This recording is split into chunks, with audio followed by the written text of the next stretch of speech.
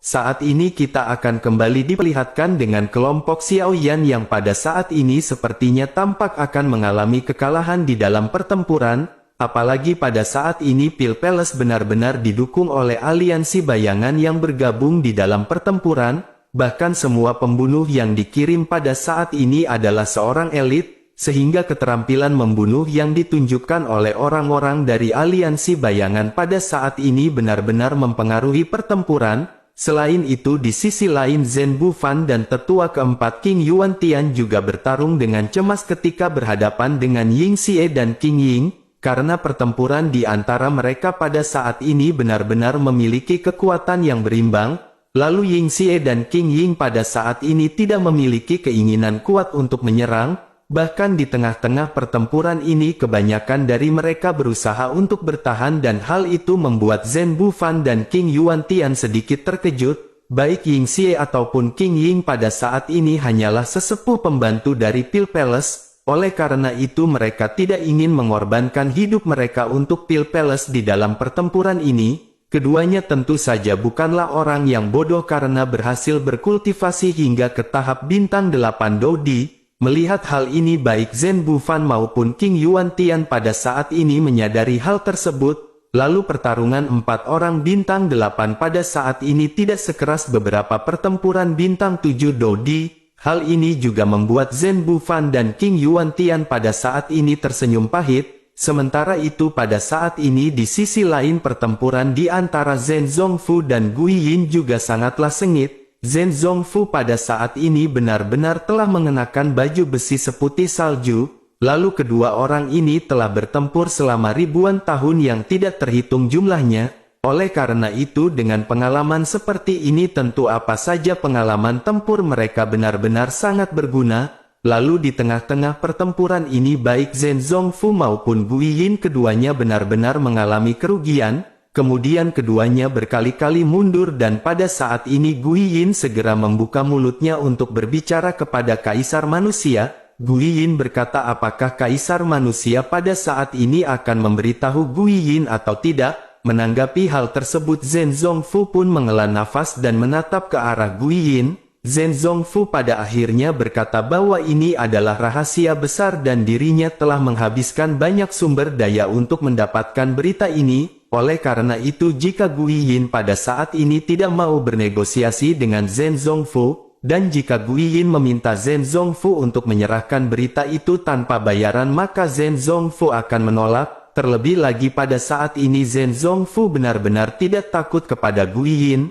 Menanggapi hal tersebut Gui Yin pada saat ini benar-benar terlihat marah.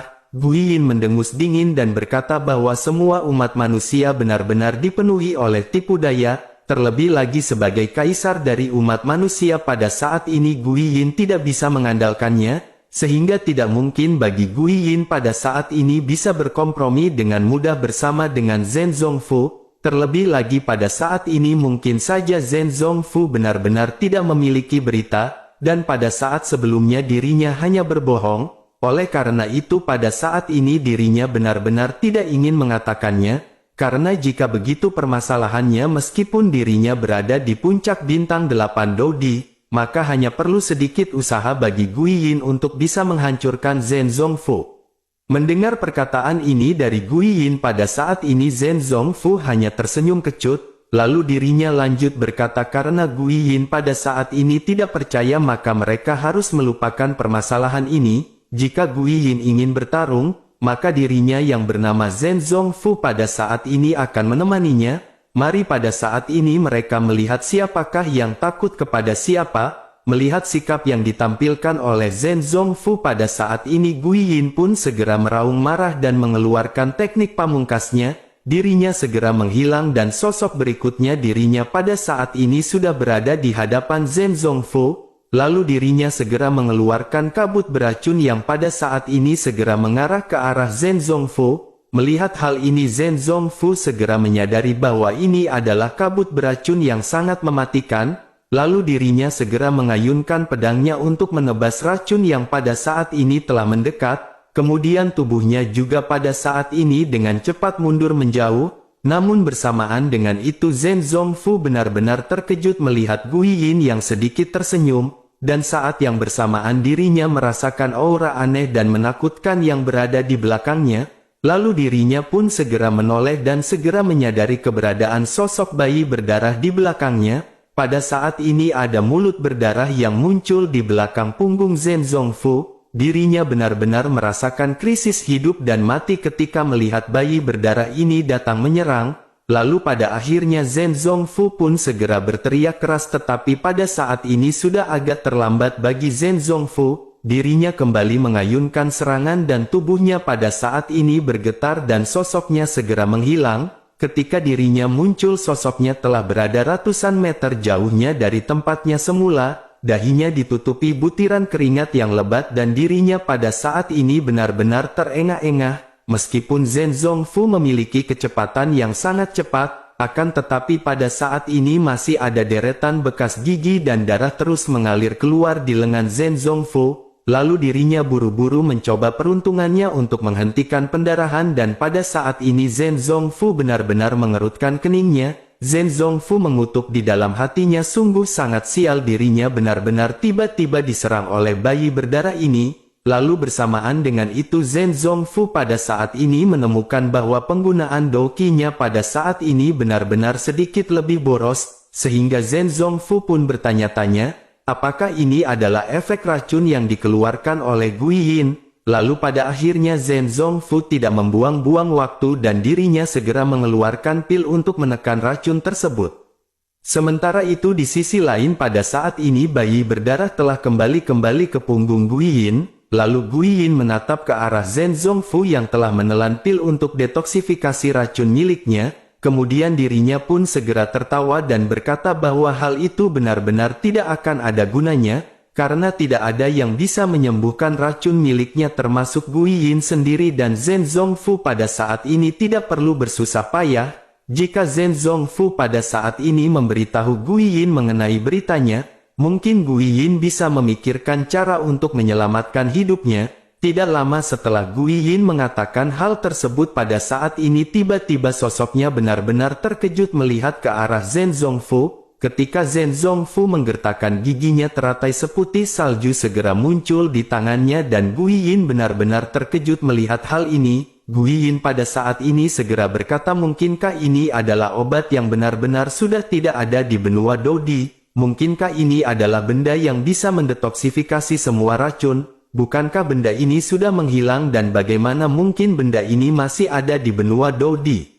Tentu saja Guiyin pada saat ini benar-benar tidak bisa berbicara dan hanya bisa memikirkan hal ini. Dirinya menyadari bahwa tidak ada seorang pun di dunia ini yang dapat mendetoksifikasi racun miliknya. Tentu saja pada saat ini dirinya tidak menyadari bahwa Xiao Yan masih hidup dan sehat walafiat dengan menggunakan api surgawi. Tampaknya racun dari Guiyin ini benar-benar hanya bisa dihilangkan dan dikalahkan oleh api surgawi, dan hal itu hanya cocok untuk orang yang memiliki api surgawi. Sementara itu Zhen Zongfu pada saat ini tidak memiliki api surgawi, oleh karena itu dirinya hanya dapat mengandalkan obat ini untuk detoksifikasi. Sementara itu Zhen Zongfu pada saat ini menyadari keterkejutan dari Guiyin dan tersenyum. Lalu dirinya pada akhirnya segera meledek dan bertanya, apakah benar-benar tidak ada yang bisa menyelesaikan racun Guiyin? Cobalah lihatlah anak itu yang telah terkena racun oleh Guiyin, tetapi kenapa pada saat ini dirinya masih hidup? Zhen Zongfu percaya sekuat apapun racunnya pada akhirnya itu akan memiliki penawarnya sendiri. Teratai salju ini telah dibudidayakan secara artifisial oleh ras manusia untuk berjaga-jaga. Toksisitas dari racun Guiyin benar-benar sangat kuat. Meskipun benda ini tidak dapat sepenuhnya didetoksifikasi, namun setidaknya hal itu dapat menekan sebagian besar racun. Oleh karena itu hal ini tidak akan menjadi permasalahan dan Zhen Zongfu akan dapat bertahan sampai mereka berdua selesai bertarung. Sehingga dengan kata lain pada saat ini racun yang dikeluarkan oleh Guiyin benar-benar tidak akan berguna bagi Zhen Zongfu. Menanggapi hal tersebut Guiyin pada saat ini sedikit terdiam, lalu dirinya pada akhirnya segera berkata bahwa dirinya benar-benar tidak menyangka ada metode seperti itu. Dirinya berkata kepada Guiyin bahwa pada saat ini usahanya benar-benar telah gagal dan hanya ada kebencian dan pada akhirnya kebencian tersebut tetap saja akan menghilang. Meskipun Guiyin pada saat ini kuat tetapi Zhen Zongfu juga pada saat ini akan bisa menghentikan Guiyin. Meskipun dapat dikatakan Guiyin bukanlah manusia lagi tetapi pada saat ini Zhen Zongfu benar-benar tidaklah takut. Mendengar Zhen Zongfu mengatakan bahwa Guiyin bukan manusia pada saat ini Guiyin mengepalkan tinjunya, lalu dirinya pada akhirnya segera berteriak bahwa Zhen Zongfu pada saat ini benar-benar memaksa Guiyin. Guiyin tahu ada bintang 9 di belakang Zhen Zongfu tetapi pada saat ini Guiyin tidaklah takut. Guiyin tidak takut mati karena pada saat ini Guiyin benar-benar sudah mati. Bahkan jika dirinya harus mati untuk kesekian kalinya maka dirinya akan menyeret Zhen Zongfu untuk dimakamkan bersama dengannya. Menanggapi hal tersebut Zhen Zongfu pada saat ini menyadari sesuatu dan hanya bisa tersenyum. Melihat Guiyin sedikit marah pada saat ini Zhen Zongfu buru-buru berbicara. Dirinya berkata pada saat ini Guiyin tidak perlu khawatir. Karena Zhen Zongfu pada saat ini memiliki kesepakatan dan dirinya yakin bahwa Guiyin pasti akan tertarik. Meskipun dapat dikatakan Guiyin pada saat ini bukanlah manusia, apakah Guiyin pada saat ini tidak ingin kembali menjadi manusia lagi? Guiyin yang sebelumnya sangat marah pada saat ini tiba-tiba terkejut, lalu dirinya menatap ke arah Zhen Zongfu dengan kecemerlangan yang belum pernah terjadi sebelumnya di matanya. Menyadari Guiyin yang pada saat ini sedikit tertarik Zhen Zongfu kembali mulai membuka mulutnya. Dirinya berkata bahwa dirinya tahu tidak akan ada seorang pun yang ingin menjadi monster. Zhen Zongfu juga pada saat ini tahu kekhawatiran apa yang dimiliki oleh Guiyin. Karena sesungguhnya Guiyin benar-benar tidak berani bertemu dengan wanita tersebut karena penampilannya pada saat ini. Oleh karena itu bagaimana jika Guiyin bisa kembali menjadi manusia dan bisa bertemu dengan wanita yang diimpikannya? Menanggapi hal tersebut kemarahan Guiyin pada saat ini sedikit menurun dan dirinya memiliki keraguan-raguan di dalam hatinya. Lalu dirinya pun segera berkata bahwa hal itu tidak mungkin karena Guiyin telah mencari ke seluruh benua Dodi dan tidak ada cara untuk menghidupkan Guiyin kembali. Mungkin saja pada saat ini Zhen Zongfu memiliki cara tetapi ras manusia benar-benar sangatlah licik. Oleh karena itu pada saat ini dirinya benar-benar tidak bisa mempercayai Zhen Zongfu mengenai hal ini. Menanggapi hal tersebut Jenjangku pada saat ini hanya tersenyum menatap ke arah Guiyin. Lalu setelah Guiyin terdiam cukup lama Zhen Zongfu pun kembali lanjut mulai berbicara. Dirinya bertanya apakah Guiyin yakin bahwa dirinya telah mencari ke seluruh benua Dodi. Benua Dodi saat ini secara alami tidak akan memiliki jalan mengenai hal tersebut. Akan tetapi benua Dodi sebelumnya pada saat sebelum bencana kuno mungkin pada saat ini memiliki jalan. Apalagi dirinya baru saja mengetahui tentang metode ini dan dirinya dapat membantu Guiyin. Akan tetapi pada saat ini Zhen Zongfu memiliki syarat jika Guiyin benar-benar ingin bekerja sama dengannya. Mendengar apa yang dikatakan oleh Zhen Zongfu ini Guiyin tentu saja sedikit tertarik.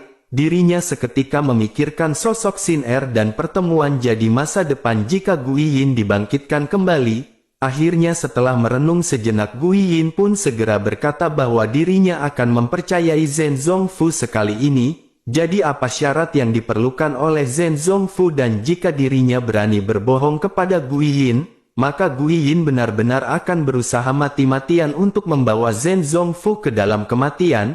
Mendengar hal tersebut Zhen Zongfu memandang ke arah Guiyin dan pada saat ini dirinya benar-benar sangat gembira. Zhen Zongfu pun segera menjelaskan kondisi yang diminta pada saat ini sangat sederhana. Kali ini Guiyin harus membantu mereka untuk menghancurkan Pil Palace. Begitu kata-kata ini keluar dan terdengar di telinga Guiyin dirinya pun seketika mengerutkan kening. Apalagi Guiyin datang ke sini atas perintah dan hal itu menandakan bahwa Guiyin takut pada aliansi bayangan. Jika Guiyin pada saat ini setuju dengan Zhen Zongfu bukankah hal itu dapat dikatakan sebagai bunuh diri? Guiyin ragu-ragu untuk waktu yang lama dan dirinya benar-benar menundukkan kepalanya sambil berpikir.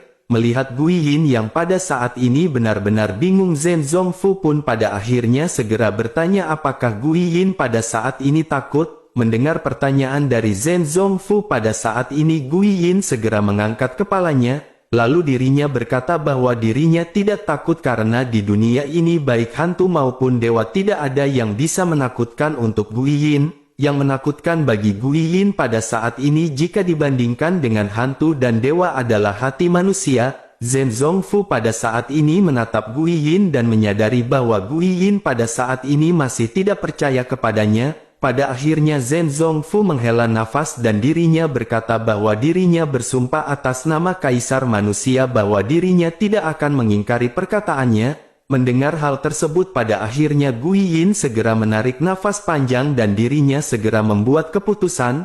Guiyin tiba-tiba mengangkat kepalanya menatap ke arah semua pembunuh dari aliansi bayangan yang berpartisipasi di dalam pertempuran. Lalu dirinya berteriak dengan marah memerintahkan pasukan dari aliansi bayangan untuk mendengarkan perintahnya. Semua orang segera menoleh ke arah Guiyin dan pada saat ini Guiyin segera memerintahkan semuanya untuk memusnahkan Pil Palace. Tentu saja semua pembunuh dari aliansi bayangan pada saat ini tercengang saat mendengar kata-kata Guiyin. Bahkan orang-orang dari Pil Palace juga ikut tercengang dan mereka benar-benar tidak tahu apa yang terjadi. Lalu Danda Cheng juga secara alami mendengar perintah ini dan matanya tiba-tiba membelalak. Dirinya tidak bisa mempercayai apa yang dirinya dengar dan dirinya segera menyadari bahwa ini adalah sebuah pembelotan. Sementara itu di sisi lain pada saat ini para pembunuh dari aliansi bayangan menundukkan kepala mereka, tentu saja tidak berani membantah Guiyin. Oleh karena itu pada saat ini mereka segera mengikuti apa yang diperintahkan. Mereka pada saat ini segera berteriak dan balik menyerang ke arah kelompok Pil Palace. Lalu dengan penambahan kelompok dari aliansi bayangan tentu saja pada saat ini medan perang telah berpihak kepada Xiao Mansion. Meskipun jumlah mereka tidak banyak akan tetapi kekuatan tempur mereka benar-benar luar biasa. Oleh karena itu pada saat ini pihak Pil Palace benar-benar telah ditekan di dalam pertempuran. Sementara itu leluhur tua dari Pil Palace juga pada saat ini berdiri di udara dan mengerutkan kening. Akan tetapi pada saat ini dirinya tetap tidak bergerak dan hanya menonton dengan tenang. Lalu pada akhirnya dirinya pun segera membuka mulutnya perlahan ketika memerintahkan Demon Armor untuk keluar. Bersamaan dengan itu tanah di bawah Pil Palace mulai bergetar dengan hebat dan sepertinya ada monster besar yang akan merangkak keluar. Karena terdengar suara keras yang memecahkan tanah dan pada saat ini semua orang bisa melihat lengan tebal yang menonjol di tanah. Lalu lengan boneka ini dilapisi dengan armor dan pada saat ini sosoknya bahkan lebih besar jika dibandingkan dengan boneka iblis yang sebelumnya.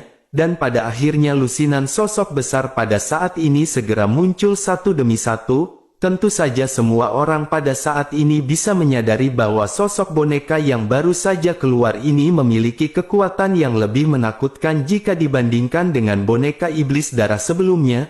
Lalu pupil mata semua orang menyusut dan ekspresi mereka pada saat ini benar-benar kusam. Sementara itu sebaliknya moral orang-orang dari Pil Palace pada saat ini kembali melonjak. Dan pada akhirnya leluhur tua Pil Palace pun segera membuka mulutnya dengan lembut dan memerintahkan boneka-boneka ini untuk menyerang. Setelah mendengar instruksi ini boneka Demon Armor pun segera mengangkat kepala mereka dan segera melesat ke arah kerumunan dari Xiao Mansion. Lalu banyak ledakan seketika terjadi dan kecepatan dari boneka ini benar-benar sangatlah cepat. Kemudian kekuatan mereka benar-benar sangat kuat dan pada saat ini pertempuran kembali jatuh kepada situasi yang sangat sengit. Lalu pertempuran antara kedua belah pihak pun segera menjadi semakin intens karena penambahan boneka ini. Dan pada saat yang sama Xietu yang terjebak oleh keterampilan bertarung spiritual Xiao Yan pada saat ini tiba-tiba membuka matanya, lalu cakram penggilingan dari kekuatan spiritual Xiao Yan pun langsung runtuh, kemudian mata Xietu merah dan pada saat ini dirinya merasakan rasa sakit di dadanya.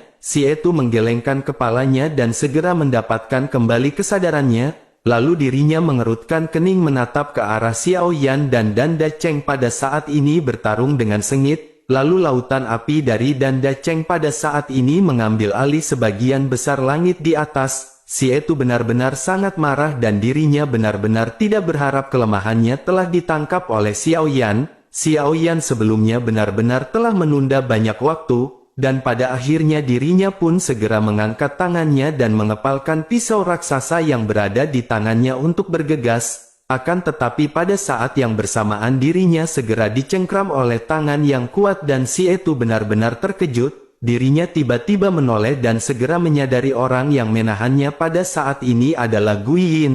Lalu Xie Tu pun segera menjadi hormat saat melihat kehadiran dari Gui Yin. Saat ini Gui Yin melepaskan genggamannya kepada Xie Tu dan menatap ke arah Xie Tu sebelum akhirnya melirik ke arah Danda Cheng. Sementara itu Xie Tu segera bertanya apakah yang ingin Tuan Gui Yin sampaikan kepadanya. Menanggapi hal tersebut Gui Yin pun menoleh dan berkata bahwa Xie Tu pada saat ini harus membunuh semua orang dari Pil Palace. Setelah berbicara Gui Yin pun segera beralih ke tempat lain dan meninggalkan Xie Tu yang terkejut. Pada saat ini Xie Tu benar-benar tidak mengetahui apa yang terjadi dan dirinya benar-benar bingung harus bagaimana. Dan sebagai anggota dari aliansi bayangan status Xie Tu di aliansi bayangan berada di bawah Gui Yin. Dirinya juga sangat menyadari kesenjangan antara dirinya dan Gui Yin dan dirinya 100% yakin bahwa selama Gui Yin ingin membunuhnya, maka Xie Tu benar-benar tidak memiliki kekuatan untuk melawan Gui Yin. Lalu akhirnya Xie Tu pada saat ini hanya bisa terdiam dan pada saat yang bersamaan suara Gui Yin kembali terdengar. Gui Yin berkata bahwa dirinya tidak ingin mengulangi perkataannya untuk kedua kalinya. Xie Tu itu pun seketika tersadar dan meskipun Xie Tu tidak tahu apa yang terjadi tetapi dirinya benar-benar tidak bisa memprovokasi Gui Yin. Lalu akhirnya pada saat ini dirinya hanya bisa menganggukkan kepalanya dan menangkupkan tangannya ke arah Gui Yin. Setelah itu Xie Tu melihat ke arah dua sosok yang terjalin di lautan api dari jauh dan Xie Tu pada saat ini hanya bisa terdiam.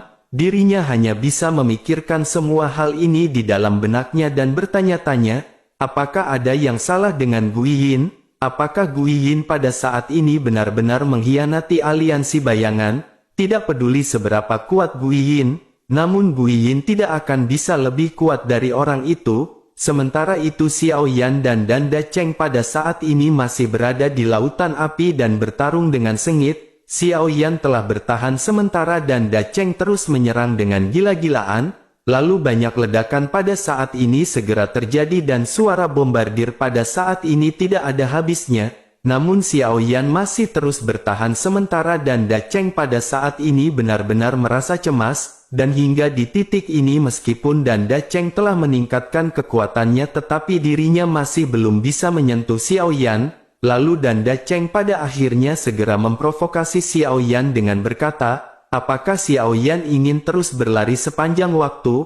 Apakah Xiao Yan pada saat ini benar-benar pengecut dan hanya terus bisa menghindar dari serangan Danda Cheng? Menanggapi hal tersebut Xiao Yan segera menyadari bahwa itu adalah provokasi dari Danda Cheng. Akan tetapi Xiao Yan pada saat ini benar-benar tidak dapat terganggu karena Xiao Yan harus mempelajari informasi dari teknik baru yang dirinya pelajari.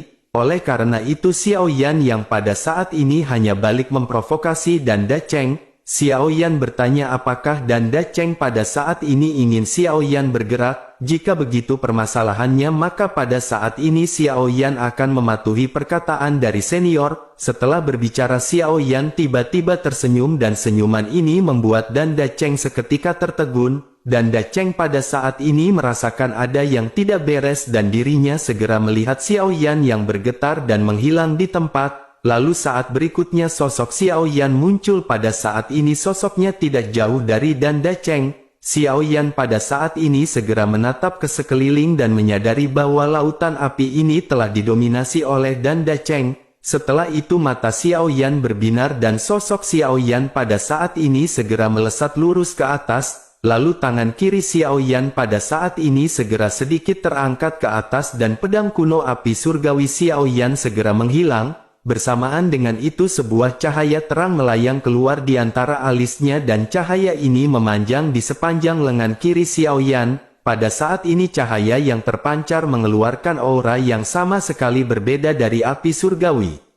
Aura ini terasa dingin dan ini terpancar oleh roh hantu yang berada di tubuh Xiao Yan. tampaknya pada saat ini keterampilan bertarung tingkat suci yang baru dipelajari oleh Xiao Yan membutuhkan roh hantu. Xiao Yan memiliki beberapa jenis roh hantu dan pada saat ini setelah mereka semua menyatu satu sama lain, lalu energi yang ditampilkan oleh roh hantu ini menjadi lebih kuat, dan pada akhirnya cahaya di telapak tangan kiri Xiao Yan terus menyabar dan pada saat ini membentuk busur yang secara bertahap terlihat transparan. Busur ini memancarkan warna seperti kaca dan ada 5 berlian ringan bertahtakan di haluan masing-masing. Lalu busur ini memancarkan 5 warna yang berbeda dan jelas ini mewakili 5 roh hantu yang ada di dalam tubuh Xiao Yan. Xiao Yan pada akhirnya segera menatap ke arah Danda Cheng dan segera membuka mulutnya. Xiao Yan berkata bahwa karena Danda Cheng ingin Xiao Yan bergerak maka Xiao Yan akan mengeluarkan keterampilan bertarung tingkat suci yang baru saja Xiao Yan pelajari. Ini adalah panah teratai langit suci dan ini akan dicoba pertama kali kepada Danda Cheng. Setelah Xiao Yan mengucapkan hal ini Xiao Yan pun segera mencubit jempol dan jari telunjuknya di antara busur suci. Lalu bersamaan dengan itu Xiao Yan samar-samar bisa melihat tali busur yang muncul. Xiao Yan segera menyadari sesuatu dari keterampilan bertarung ini yang terletak pada ketidakmungkinan. Xiao Yan menyadari bahwa keterampilan bertarung ini dapat digunakan dengan menggunakan 2 benda aneh. Xiao Yan bisa menggunakan roh hantu sebagai busur dan api surgawi sebagai anak panah. Setelah memahami hal ini pada akhirnya lengan Xiao Yan segera melonjakkan api surgawi, lalu api surgawi ini pun dengan cepat mengembun di antara tali busur dan menjadi panah api, kemudian di atas panah api ini naga api pun melayang dan Xiao Yan segera bersandar sedikit. Xiao Yan menarik tali busur dengan seluruh kekuatannya dan pada saat ini mata Danda Cheng langsung menyusut, bahkan perasaan tidak menyenangkan segera menyelimuti Danda Cheng. Akan tetapi pada saat ini sudah terlambat bagi Danda Cheng untuk pergi, karena Xiao Yan menjentikkan tali busur dan pada saat ini panah yang terbentuk dari api surgawi segera melesat, lalu panah api surgawi ini menjadi semakin besar di udara dan berubah menjadi pelangi panjang yang menembak lurus ke arah Danda Cheng. Menyadari hal tersebut pada saat ini Danda Cheng segera mengeluarkan gelombang misterius 6 Ki dan pada saat ini segera mengumpulkan api surgawi di sekitar. Danda Cheng segera membentuk perisai dari domain api surgawi yang berada di sekelilingnya. Danda Cheng pada saat ini benar-benar terkejut menatap ke arah Xiao Yan dengan perasaan cemas di dalam hatinya. Dirinya juga pada saat ini tidak menyangka bahwa keterampilan bertarung yang ditampilkan oleh Xiao Yan ini adalah keterampilan bertarung tingkat suci. Terlebih lagi Xiao Yan benar-benar mempelajari keterampilan bertarung ini selama pertempuran di antara mereka. Oleh karena itu bagaimana mungkin Danda Cheng tidak merasakan kekhawatiran di hatinya? Lalu dirinya bertanya-tanya di dalam hatinya, bagaimana mungkin Xiao Yan pada saat ini tiba-tiba menjadi begitu kuat? Akan tetapi pada saat ini Danda Cheng hanya bisa menekan semua keterkejutannya dan segera bersiap untuk menghadapi serangan pamah Xiao Yan. Lalu lautan api di sekeliling Danda Cheng pada akhirnya berkumpul dan segera menjadi dinding api yang sangat tebal, dan pada akhirnya panah api Xiao Yan pun langsung menembak ke dinding api yang dibentuk oleh Danda Cheng. Danda Cheng pada saat ini benar-benar sangat gugup sementara Xiao Yan di sisi lain pada saat ini terkejut.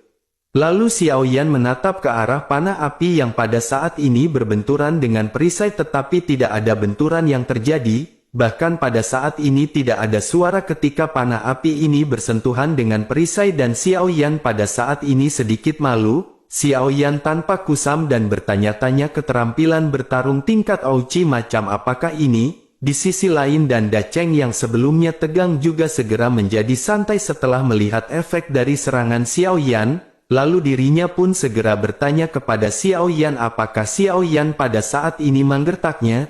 Namun setelah Danda Cheng mengeluarkan ledekan tersebut pada saat ini dinding api mulai terdistorsi dan langsung runtuh. Danda Cheng benar-benar terkejut dan pada saat ini dirinya bisa melihat seberkas sinar cahaya yang dengan cepat melesat. Danda Cheng pada saat ini benar-benar terkejut karena ini adalah anak panah yang dipadatkan oleh Xiao Yan dengan sangat cepat. Danda Cheng pada saat ini sama sekali tidak bisa bereaksi sehingga pada akhirnya dengan suara angin yang menusuk telinga, lalu panah api ini pun langsung menembus tubuh Danda Cheng, dan seketika Danda Cheng segera kehilangan pusat gravitasinya, lalu dirinya segera jatuh lurus ke belakang dan tanpa ampun segera dengan kejam menghantam tanah dari udara, kemudian benturan besar segera terjadi dan sebuah lubang pada saat ini segera terbentuk di tanah, lalu dengan segera setelah itu ada suara ledakan lain dari lubang tersebut dan api surgawi pada saat ini kembali meledak dari lubang.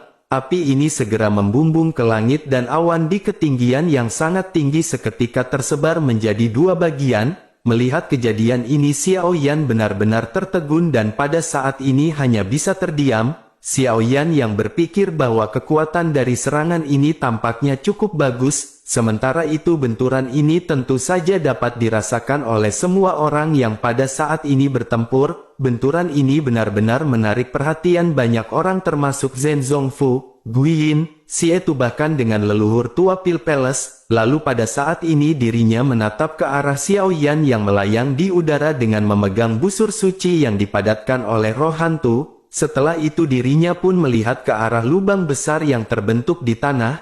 Lalu debu pada saat ini perlahan menghilang dan tidak ada tanda-tanda keberadaan dari Danda Cheng. Tentu saja leluhur dari Pil Palace pada akhirnya bertanya-tanya, apakah Danda Cheng pada saat ini masih hidup atau tidak? Atau justru dia kabur ke warung Bude Yanti dan mokel di sana?